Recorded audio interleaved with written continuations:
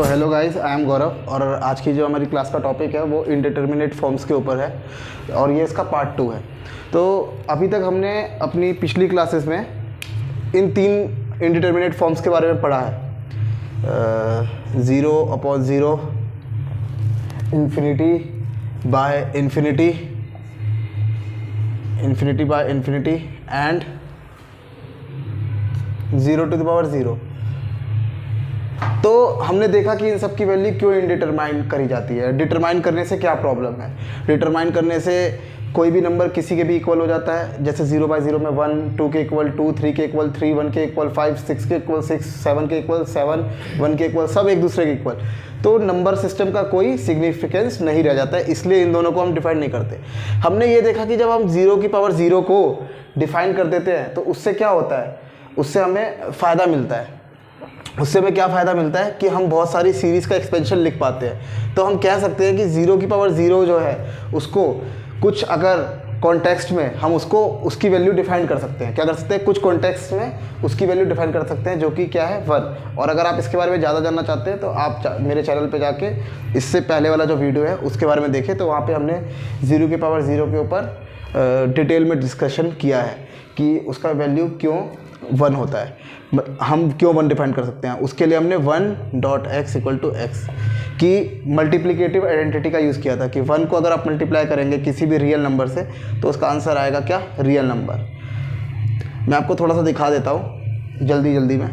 जैसे हमने ये किया था 3³ इज़ 3 × 3, 3 स्क्वायर 3 × 3, 3/1, 3/0 which is 1।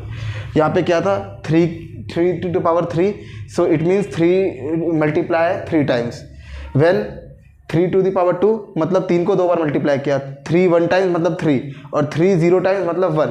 तो बेसिकली ये क्या बोल रहा है, ये यही बोल रहा है ना कि 1 को अगर मल्टीप्लाई कर देंगे इस रियल नंबर से तो क्या आएगा, रियल नंबर आएगा। तो यहाँ पे क्या है, बेसिकली सिर्फ 3³ नहीं है, 1 से मल्टीप्लाई किया 3³ को तो यह यहाँ पर आपका ये रियल नंबर आ गया ये। फिर यहाँ पे 1 से 3 स्क्वायर को मल्टीप्लाई किया तो क्या आया, ये आया। 1 से इसको मल्टीप्लाई किया तो ये आया। और 1 से जब 3⁻0 को मल्टीप्लाई किया मतलब 3 की पावर कुछ भी नहीं, 3 है ही नहीं, तो इंडिपेंडेंट हो गया। तो उसका आंसर क्या आएगा, 1 आएगा। मतलब क्या है इससे कि 3⁻0 ज़रूर 1 है उसकी वैल्यू। तभी तो अगर आप किसी क्वांटिटी से 1 को मल्टीप्लाई करो और उसका आंसर 1 आ रहा है, मतलब क्या, जो भी वो क्वांटिटी है वो क्या है, 1 ही है। तो इसी तरीके से हम 0 के लिए देखेंगे तो 0 भी लास्ट में क्या आ जाता है, जब 0 की पावर 0 होती है तो वो भी क्या आ जाता है, 1 आ जाता है, वो भी 1 आ जाता है। तो इतना आप समझ गए कि 0⁻0 को हमने किस लिए हमने 1 बोला है। अब हमारी बाकी की 2 इनडिटर्मिनेट फॉर्म्स है उसके बारे में डिटेल में स्टडी करते हैं। चलिए नेक्स्ट फॉर्म्स के बारे में।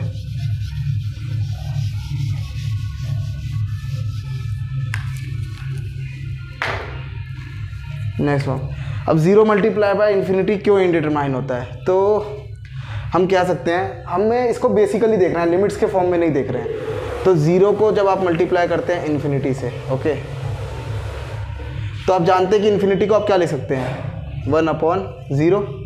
तो 0 मल्टीप्लाई बाय 1/0 क्या हुआ, 0 × 1 that is 0, 0/0। So it is क्या, ये इनडिटर्मिनेट फॉर्म है। इसकी वैल्यू क्या है, इनडिटरमिनेट है ना, तो इस वजह से 0 मल्टीप्लाई बाय इन्फिनिटी क्या होता है, इनडिटरमिनेट होता है। मतलब इसकी वैल्यू हम क्या नहीं कर सकते, पता नहीं लगा सकते। अगर हमने इसको अलाउ कर दिया तो 1 2 के इक्वल 2, 3 के इक्वल 3, 4 के इक्वल 4, 1 के इक्वल 5, 1000 के इक्वल 1000, 5 के इक्वल सब एक दूसरे के इक्वल। मतलब नंबर सिस्टम की कोई वैल्यू नहीं, कोलैप्स। जो भी आपने आज तक पढ़ा है सब कुछ खत्म, इसलिए इसको हम अलाउ नहीं करते। ये आप एक 4th पार्ट तो समझ गए। अब हम आते हैं अपने मेन पार्ट पर, जो कि हमारा फाइनल पार्ट आज का।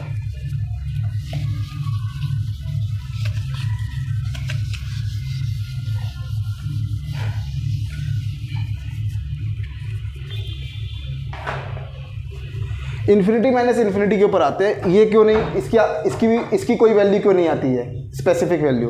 तो इन्फिनिटी माइनस इन्फिनिटी के केस में ये होता है कि हम कोशिश करते हैं इसके निकालने की।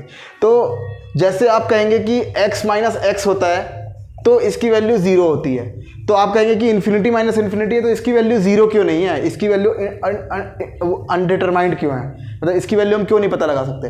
क्योंकि गाइस यहाँ पर ये जो x होता है ना, ये रियल नंबर होता है या तो कॉम्प्लेक्स नंबर होता है। अगर ये रियल नंबर या कॉम्प्लेक्स नंबर है तो ये इसकी वैल्यू सेम, इसकी वैल्यू क्या होगी, 0 आ जाएगी। क्यों?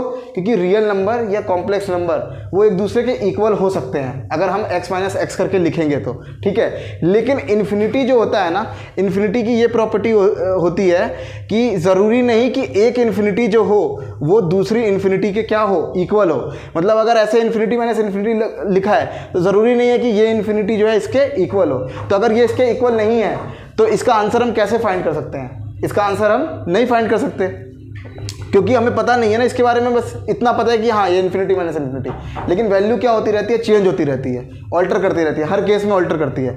अगर हम एक एग्जांपल के थ्रू मैं आपको समझाने की कोशिश करूं, लेकिन वो क्या है कि लिमिट का कॉन्सेप्ट है, तो लिमिट का कॉन्सेप्ट हम इसमें नहीं लगाते हैं, हम जनरल कॉन्सेप्ट लगाते हैं। देखिए क्या होता है, इन्फिनिटी की प्रॉपर्टी क्या होती है कि इन्फिनिटी में हम अगर ऐड कर देंगे 1 तो भी वो इन्फिनिटी होगा, और इन्फिनिटी में अगर हम 5 ऐड कर देंगे तो भी वो इन्फिनिटी के इक्वल होगा, ठीक है।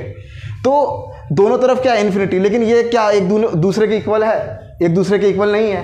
तो इसलिए हम इसका वैल्यू जो है ऐसे देख के फाइंड नहीं कर सकते। हमें क्या बोलना होगा, जो भी हमें ये क्वेश्चन देता है हम बोलेंगे कि ये इन्फिनिटी के बारे में और इन्फॉर्मेशन दो कि ये इन्फिनिटी एक दूसरे के इक्वल है कि नहीं। अगर वो नहीं है तो बताओ कौन सी बड़ी है कौन सी छोटी है। आप खाली देख के नहीं बता सकते, देख के आप ये नहीं बोल सकते कि इसका क्या आंसर है, तो नहीं बोल सकते, क्योंकि क्या आंसर किसका बोलेंगे, जिसका एक यूनिक सॉल्यूशन आएगा कि एक सॉल्यूशन हो। जैसे 5 + 3 बोला तो उसका एक यूनिक सॉल्यूशन है 8, ये तो नहीं कि 7 आ जाएगा। लेकिन इन्फिनिटी माइनस इन्फिनिटी का क्या है, अलग अलग आंसर आ सकते हैं। अगर ये दोनों इक्वल तो 0, अगर ये वाली इन्फिनिटी बड़ी तो आंसर क्या, पॉजिटिव, अगर ये वाली इन्फिनिटी छोटी तो आंसर क्या आएगा, नेगेटिव। और ऐसा हो जाए कि ये जो इन्फिनिटी है इसकी वैल्यू भी बढ़ते जाए, अगर हम 1 से लेके स्टार्ट करें पुट करना, और इसकी भी वैल्यू बढ़ते जाए, और इसका जो डिफरेंस आ रहा है वो भी क्या हो, बढ़ता जाए। जैसे हम एक अगर एग्जांपल ले तो हम कैसे कह सकते हैं, हमारे पास एक फंक्शन है, मान लीजिए फंक्शन मैंने अपनी पुरानी वीडियोस में पढ़ा रखा है, आप जाके देख सकते हैं। एक सिंपल एग्जांपल लेते हैं, जैसे मान लीजिए लिमिट, आप इतना समझिए कि बस आपको x की वैल्यू पुट करना है, जो भी एक्सप्रेशन दिया हुआ है उसमें आपको x की वैल्यू पुट करनी है। अभी आप लिमिट पे ज़्यादा ध्यान मत दीजिए, ये बस समझ लीजिए दिखाने के लिए। तो x² - x रखा, ठीक है। अभी हम इन्फिनिटी पे काम करेंगे, यहाँ पे 10 वैल्यू पुट करा, क्या आएगा, 100 - 10, सो ये कितना आया, 90।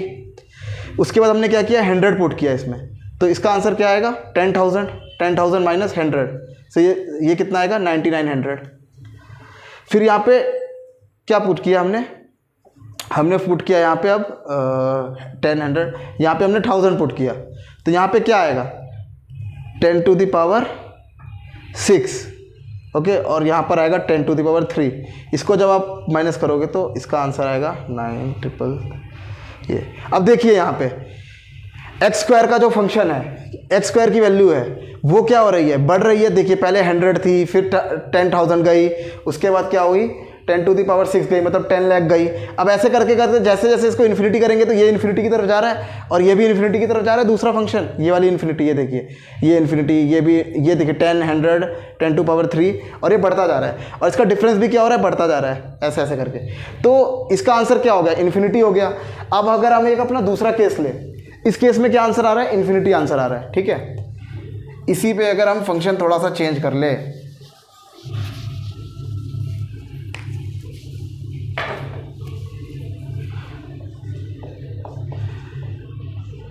तो यहाँ पे 10 रखा, यहाँ पर 8 आया, यहाँ 2, यहाँ 100 - 98 विच इज़ 2, यहाँ 1000 - 998 विच इज़ 2। यहाँ पर भी ऐसे किया, 10 वैल्यू पुट किया, उसके बाद 100 पुट किया, उसके बाद क्या किया, 1000 पुट किया। तो यहाँ पे क्या आ रहा है, वैल्यू कांस्टेंट आ गया। तो इसमें ये इन्फिनिटी की तरफ जा रहा है, ये इन्फिनिटी की तरफ, लेकिन ये कांस्टेंट, देखो ये इन्फिनिटी और ये कांस्टेंट।